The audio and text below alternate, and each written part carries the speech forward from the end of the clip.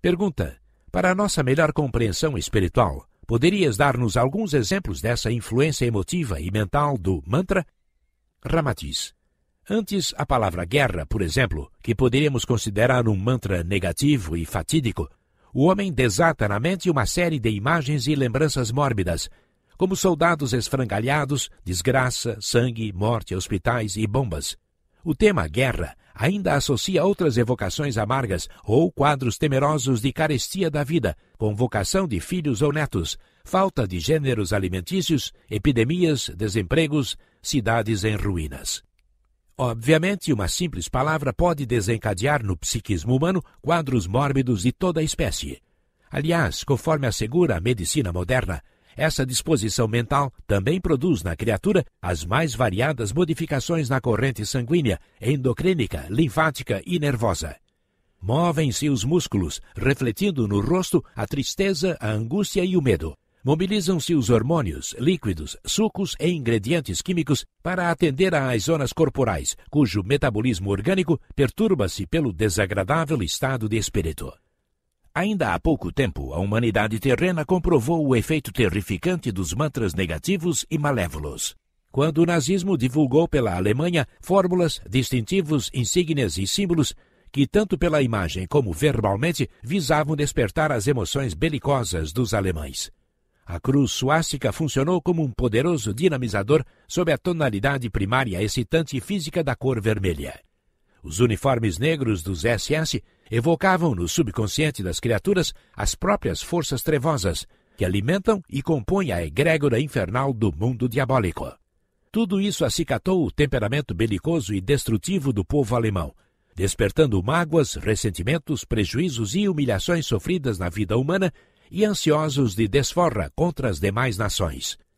Os povos vencidos pagaram duramente o transbordamento mórbido dos nazistas, onde os crimes bárbaros e bestiais figuraram à conta de saneamento louvável, como no caso dos judeus. Adolf Hitler, mediunizado pelos mentores das sombras, usou e abusou da força da palavra no evento nazista, praticando o feitiço verbal mais chocante e pernicioso na história do mundo. Mas em sentido oposto e positivo, a palavra paz é maravilhoso mantra que produz um estado de espírito eufórico, agradável, sedativo e jubiloso, principalmente entre as mães, porque alimenta ideias e imagens confortantes, esperançosas e otimistas, associando a segurança, tranquilidade e alegria de viver. É palavra amiga e inofensiva, que recebe o alento e a energia criadora dos pacifistas, instrutores espirituais, discípulos do bem e amigos do Cristo. Assim como a palavra de maldição semeia amarguras e perturba a pessoa avisada, o vocábulo guerra é de ação enfeitiçante sobre uma coletividade, despertando medo, aflições e depressão psíquica. E a bênção, quando dinamiza energias salutares e consoladoras num indivíduo, também equivale à palavra mântrica paz, que dissipa no espírito as apreensões futuras, os temores mórbidos e reergue o ânimo para a construtividade futura. Pergunta: qual é o mantra de maior importância já consagrado pelo tempo no seio de nossa humanidade? Ramatiz: há mantras universais, cujos sons e vibrações identificam a mesma ideia mater em toda a face do orbe. É o caso do vocábulo Aum, que se pronuncia mais propriamente Om, pois é um mantra poderoso em qualquer latitude geográfica. No seu ritmo iniciático, é a representação universal da própria ideia de Deus, a unidade, o absoluto. Na sua expressão idiomática elevada do mundo, ele tem por função associar, tanto quanto possível, na sua repercussão vibratória, o máximo sensível do espírito do homem, da essência eterna e infinita de Deus. Os monges brancos do Himalaia, criaturas condicionadas a uma vivência sublime, frugais e vegetarianos, cuja glândula pineal funciona ativamente na comunicação sadia com o mundo espiritual, quando recitam o mantra Aum, alcançam tal clímax vibratório que se sentem imersos no plano edênico. Enquanto na Ásia a palavra Buda é um poderoso mantra de evocação esotérica e o nome de Krishna significa o mesmo na Índia, o vocábulo Cristo representa a mais alta expressão matrânica para o homem ocidental despertar no seu espírito as virtudes do amor, da renúncia, bondade e pureza. Os iniciados que sabem dar curso à vibração sonora sideral do vocábulo Cristo também mergulham no estado de expectativa cósmica, tomados de júbilo, esperança e imunes às vicissitudes e crueldades do mundo. Os cristãos deixavam trucidar-se nos circos romanos, entoando o cântico Ave Cristo. Muitos deles desencarnavam completamente anestesiados e em êxtase, apenas sob o efeito sonoro vibratório ou mantrânico dessa palavra sublime. A palavra Agnus Dei nada tem de excepcional quando pronunciada comumente entre os homens profanos, mas é um mantra de imponente beleza e misteriosa magia sobre os fiéis, quando o sacerdote a recita sob o coro de vozes acompanhantes e a consagra na elevação do cálice sagrado.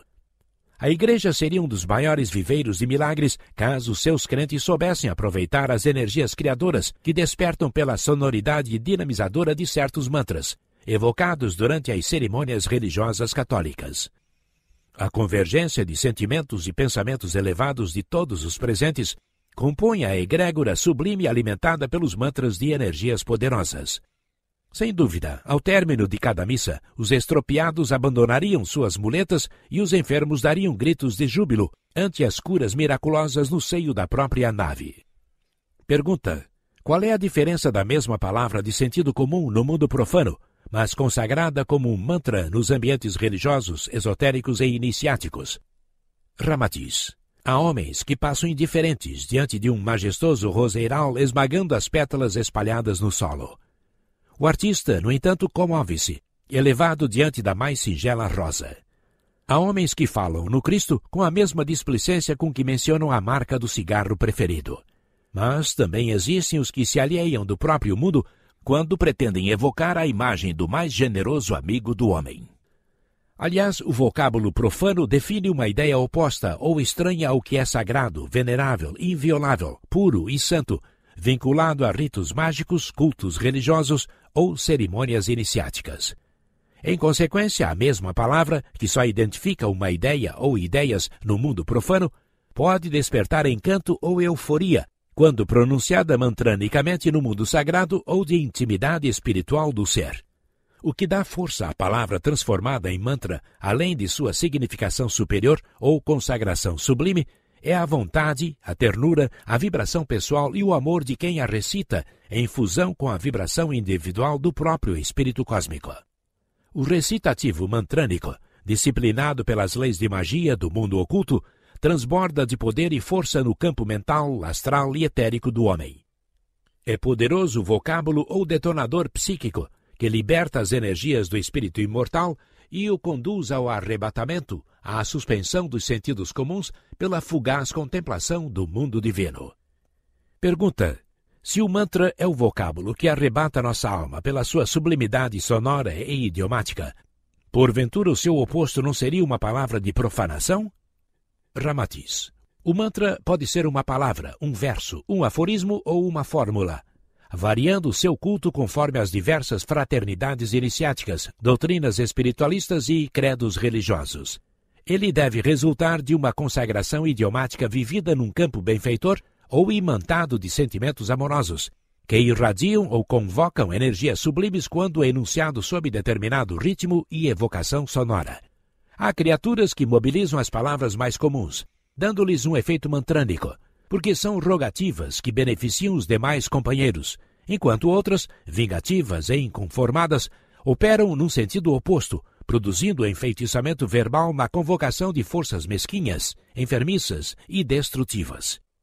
Pergunta: sentimos dificuldade em crer que um conjunto de letras agregadas numa palavra consagrada por mantra provoque o arrebatamento contemplativo da própria alma, ou o seu oposto possa congregar forças demolidoras contra o homem.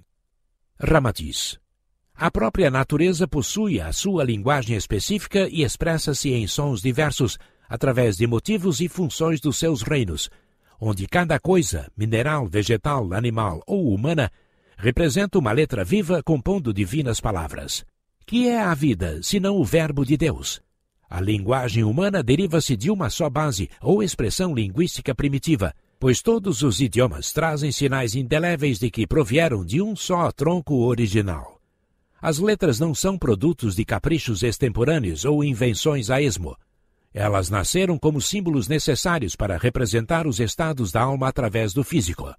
e por esse motivo estão fortemente impregnadas do próprio espírito e das ideias que as originaram.